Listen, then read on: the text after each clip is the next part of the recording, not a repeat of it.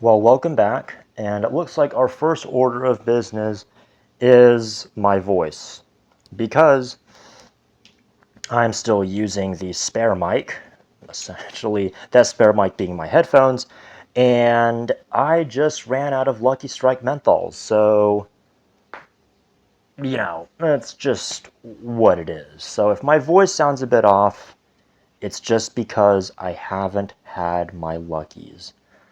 So, now that we're off to the start of yet another trajectory, it seems like we're gonna be just another stick, sex, and hammer for the time being. And the main reason is, well, the stuff that I talk about isn't that popular. You could say in many ways I'm kind of an old school magician or an old school explainer of the hidden arts and the hidden mysteries. And, well, quite frankly, most people just don't want it. you know, um, the term, of not casting pearls before swine. At this point, it's become pretty obviously clear that said swine just don't want these pearls to begin with. So, take for that what you will. Now, those of us that do want said pearls, well, we're gonna go looking for it anyways. So yes, I will be including content for those of us that actually want said knowledge and everything. And I don't decide not to cast pearls before swine, if you want to use that analogy, because I'm worried that someone is going to, take them and do the wrong thing, or they're going to, use this ancient mysteries or secret arts to, cast love spells or manipulate people or whatever. Whatever they choose to do with their skills, their knowledge, and their abilities it's up to them, and it's ultimately on them. I'm not going to refuse to train somebody or refuse to teach someone because I'm worried that they might do something bad with it. Just as I don't think that you should refuse to sell a weapon to somebody because you think that they're going to kill somebody, even if they are mentally ill and show all of the symptoms of, wanting to kill someone, or they just seem to show all the motivation of wanting to do something really bad. I'm not going to refuse to. Part of it is because,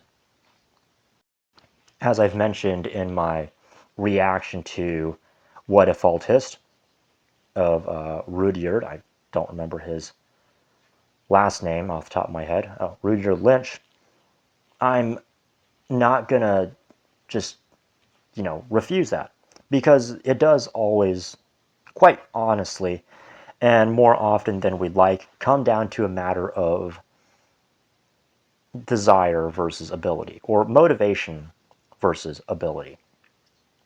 You could say that the people that are the most willing to do something tend to be the least able to. Part of it is because, as we discuss in the Hermetic Secrets, in magic, if you will, that the inability to let go, having an obsession, particularly in a strong emotional attachment that you just can't let go of, can actually hinder manifestation. It's very counterproductive. And in a way, it's a good failsafe. It's kind of preventing the people that would obviously abuse their powers from abusing said powers. Of course, it happens anyways, and people do abuse their power, which is why, you got Saturn and his karma, and stuff comes around with the sun and Saturn, so on and so forth.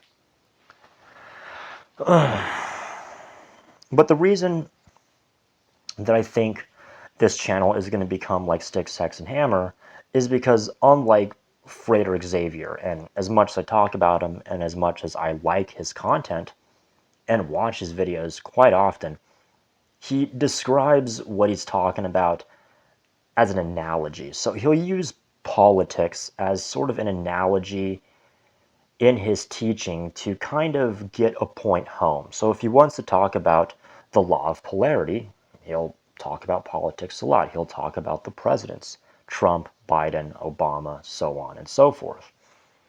He talks about them as a way to kind of illustrate the Hermetic principles, the law of polarity being one of them. Donald Trump is a troll and he knows how to rustle jimmies. Good for him. Anyways, Styx, Hex, and Hammer essentially is able to separate from all of that and, in a way, kind of describe the political side of things in a very mundane manner. In fact, some of his takes on ceremonial magic and just, I guess you could say, ritual magic in general, particularly sorcery and thaumaturgy, is a bit of a hot take. I would disagree with him. I know he kind of presents it in a more, you could even say, pragmatic and or pessimistic way, in which one video he describes magic kind of becoming an obsession because you do a spell one time and it works, and now you end up doing it thousands and thousands of more times because it worked the first time, and so therefore you're just going to keep doing it over and over and over again. Now, so I'm going to talk a little bit more on the circle within the circle side, and that inside the circle side is that possibility is not the same as probability. All things are probable within reality. I should say, I take that back. I made a bit of a slip. All things are possible within the circle. With God, all things are possible. Knock and you shall knock, and you shall be answered. Ask and ye shall receive, so on and so forth. Now, I'm a bit of a Christian Kabbalist, and just a overall what you would call a good Christian boy with a bit of a dark side, if you will. It's a very certain way to put it. You could say that I'm sort of the choir boy on Sunday, and then on Monday night or Saturday night, I am the guy in the circle calling upon demons and doing some very, very shady gestures with shady celebrities in a shady location and having shady sexual practices. I'm obviously just kidding, although there is a bit of truth to that. Now, my other little thing is, well, I have a tendency to sound sarcastic when I'm explaining these sort of what you would call the hidden secrets, and now we know why they are hidden. Because it's not because I'm worried that people are going to take and do the wrong thing.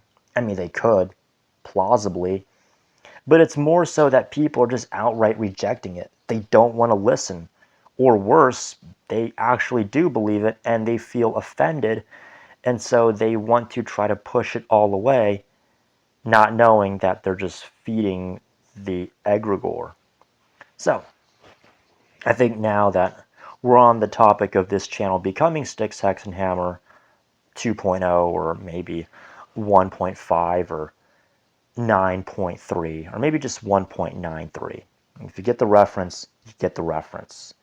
LVX 93, 93, 93. There, I just set it out for you guys. But I want to say that, in a way, this is kind of becoming like Styx, Hex, and Hammer because, well, it's not casting pearls before swine, because at this point they don't even want it. And if they do, it's just it's plausibly, or they hate it so much that they just forget to realize that they're feeding the egregore. And speaking of egregores, let's talk a bit about the news, and obviously the fact that people aren't learning. They're not just learning, they're literally hating the teacher. In other words, these are sort of the equivalents, the Fluff Bunny community equivalents, is essentially the analogy of I wouldn't join the army because I would punch that drill sergeant in the face. Yeah, little do they know that the people profiting off of the Fluff Bunny woo-woo, new age stuff are more often than not the ones that are actually aware of the mysteries. And they're essentially just doing it. And it's not because they're greedy, although I'm sure there are. It's because it's the only way they can get their message across without just being totally ostracized or having people chase after them with pitchforks and wanting to crucify them. So instead, they do the only thing they can, and so, well, people get screwed.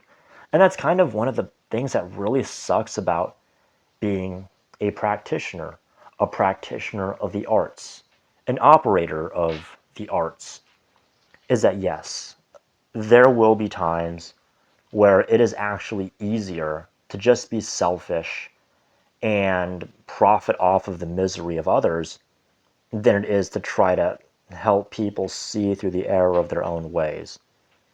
It is what it is, and it is just how it is. I have had my times where I actually went out of my way.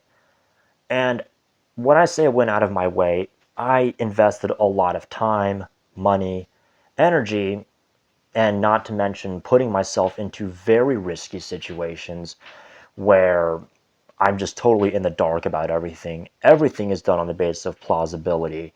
And then there's just the psychological and emotional taxation on me as a person. But I wanted to do it anyways because I felt that I wanted to go out and save people and help others. But one of the things you learn is as within, so without. You have to help yourself before you can help others. And time and again, we see the people who just don't learn. They don't learn, and they don't even want to learn. They just flat out refuse. This is the metaphorical, I wouldn't join the army because I'd punch the drill sergeant in the face type of people, not realizing that the people that are running the show and profiting off of it and getting all the fame and publicity are said drill sergeants and or company commanders, if you get the analogy. But yeah, that's kind of the situation these days. So that's kind of why we've taken a bit of a turn at the last moment. I know that I'm going to be using some tags and stuff. And, fingers crossed, knock on wood, we will have some guests on the show. And I'm going to be doing a little Q&A mailbag in about a couple months, or actually not even a couple months, if whenever I get the chance as soon as possible. Knock on wood again. And yeah, looks like my dog wasn't even paying attention to it. Usually when I knock on the wood, he'll bark like a lot. Wow, didn't even notice. So there you go, guys. That's it for now. Take care, everyone.